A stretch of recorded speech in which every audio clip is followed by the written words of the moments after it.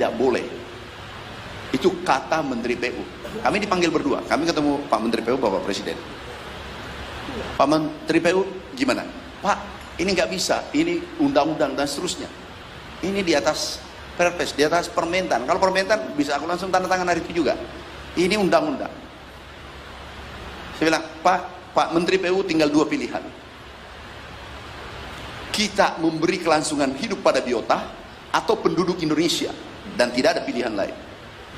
Pak, Bapak itu akan menentukan pemerintah ini bagaimana perjalanan sekarang dan ke depan.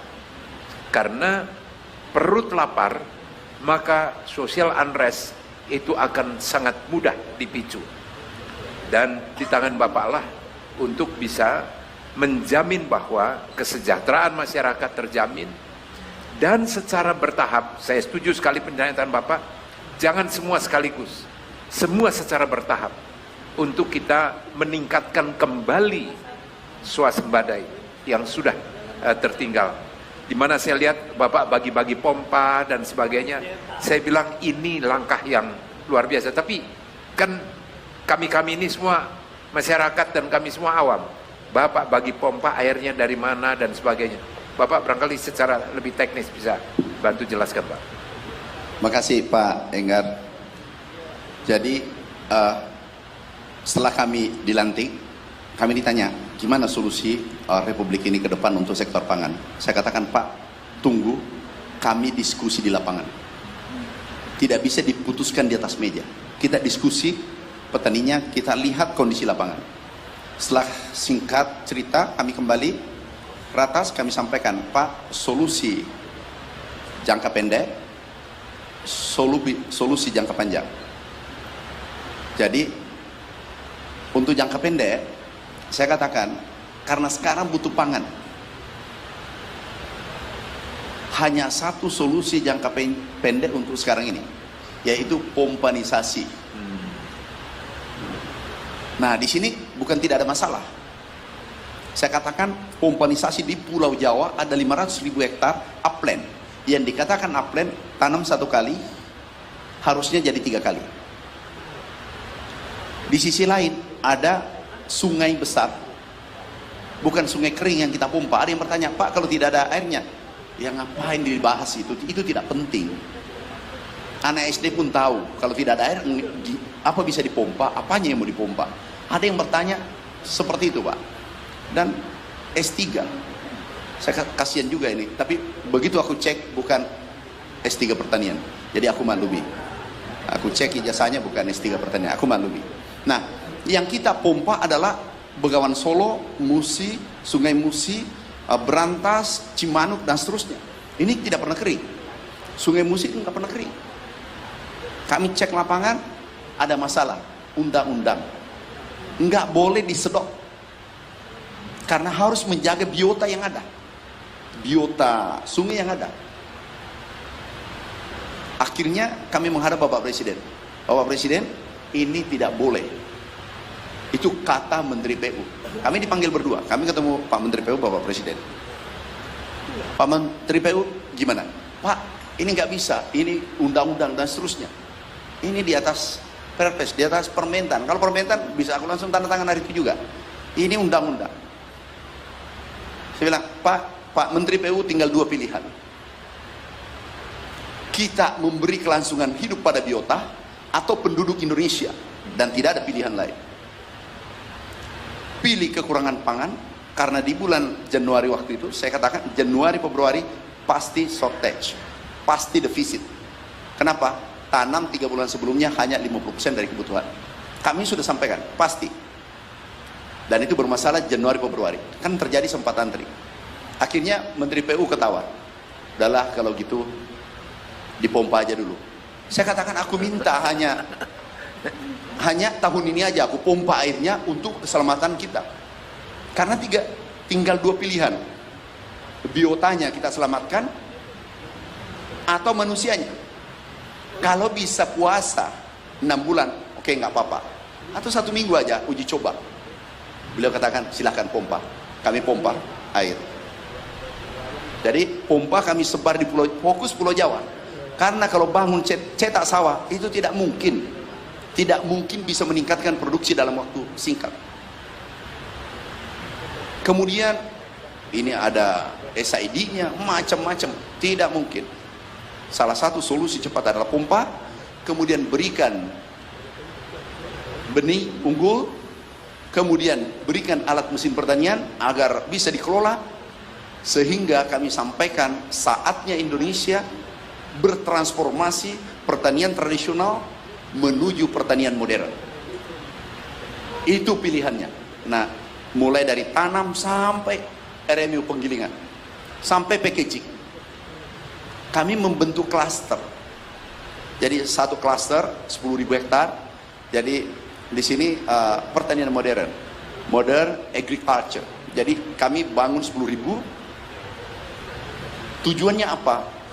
Ini adalah menarik anak muda milenial generasi Z. Tidak mungkin generasi muda mau bertani kalau itu merugikan. Kata kuncinya adalah manfaatkan bonus demografi, ada 60% anak muda kita, generasi muda. Pertanian harus menarik, pertanian modern. Pertanian modern apa arti? Apa tujuannya? Yang pertama adalah menekan biaya. Itu 50%, 60%.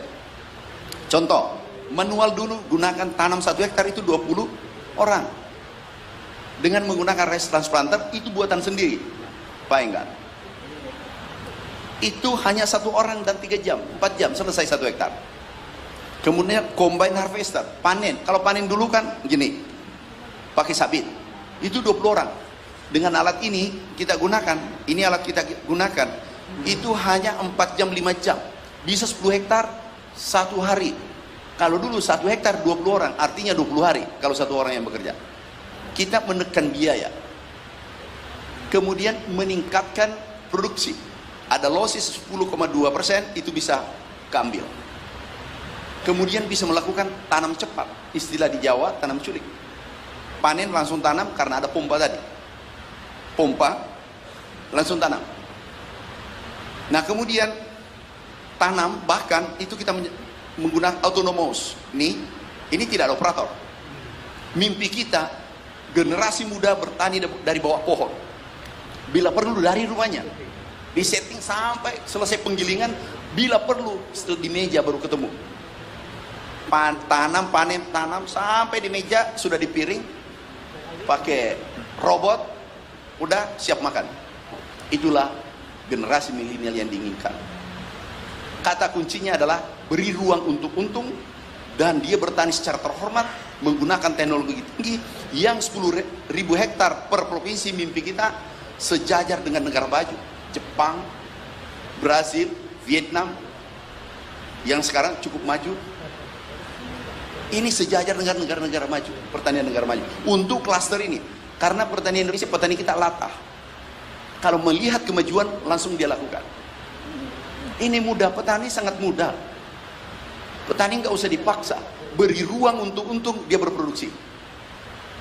Tapi yang parah di Republik kita, di negeri kita cintai, yang biasa mengamat adalah yang tidak paham. Di situ masalah besar juga salah satunya. Jadi terkadang memberikan statement, aku ketawa saja, urut dada. Jadi Menteri Pertanian ini harus minum pil tiap hari. 3 kali sehari aku minum pil sabar. Harga naik, konsumen marah. Itu 170 yang bukan petani. 150 lah, katakanlah, sekitar 120-150. Kalau harga turun, petani marah. Harga sedang-sedang, pengusaha cemberut.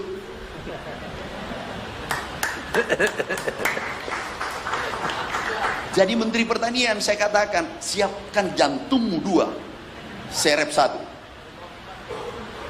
Jadi Pak Menteri, mimpi besar kita ke depan, ini solusi cepat tadi, yang pompa. Kita membangun klaster, kemudian kita ekstensifikasi. Ada potensi lahan kita 10 juta hektar lahan rawa, mineral, bukan gambut. Ini perlu saya perjelas. Lahan rawa kita mineral, bukan gambut, itu 10 juta hektar. Kemudian Maroke ada 1 juta hektar. 3 juta kita garap Pak Menteri. Pak Enggar, 3 juta aja kita garap selama 3 tahun, 1 juta per tahun. Persoalan pangan tidak perlu lagi kita bahas. Itu pasti bisa. Yang penting kita kolaborasi. Yang penting kita sepakat bernegara bahwa kita harus raih. Ada yang mengatakan tidak mudah. Itu tidak, memang tidak mudah. Sukses itu tidak mudah. Yang mudah adalah bangun, tidur, makan, bangun, tidur, makan. Itu yang mudah. Yang susah adalah menembus cita-cita yang kita impikan. Dan pasti bisa. Kita kan sama-sama dulu Pak. Swasembada kan? 2017, 2019, 2020. Kita juga berdua. Kita ribut. Tapi swasembada. Dia adem. Tapi negara lain, maksudku, bukan di Indonesia. Adem. Tapi impor. Aku dulu kalau di sidang apa namanya di Ratas, hampir kita tidak pernah sepaham ya Pak. Benar. Tapi kalau selesai kita telepon-teleponan. Kenapa? Sama-sama anak bangsa ingin menjaga NKRI, menjaga merah putih. Kenapa? Aku menjaga persahabatan itu. Yang dikatakan bersahabat adalah saling mengoreksi di saat keliru. Dan itulah kesempurnaan. Jadi Pak, insya Allah inilah short term tadi, pompanisasi. Long term adalah kita bangun 3 juta hektar. Kita hitung, insya Allah semua teman-teman ada pengamat ini. Ada mengatakan tidak mudah. Iya, merdeka juga tidak mudah. Bambu runcing, nggak ada logikanya. Nggak ada logikanya. Tempur dengan bambu runcing kita menang. Kita sudah merdeka. Kalau kita saling mengeritik terus-terus, nggak apa-apa mengeritik, konstruktif. Bukan mengeritik tidak ada ujung. Bukan mengeritik karena ada kepentingan. Bukan mengeritik karena dia sama-sama importir. Ya kan berhenti impor kalau kita swasembada. Nah, ini nanti kita jaga bersama karena sekarang iklim tidak bersahabat di dunia. Iklim tidak baik-baik saja. Tahun ini yang paling berat, kondisi ini paling berat. Karena El Nino, dan El Nino itu unik. Kita tanam nih di Jawa Tengah, 2 bulan lalu, 3 bulan lalu tanam, 2 minggu hujan, tanam tiba-tiba terhenti.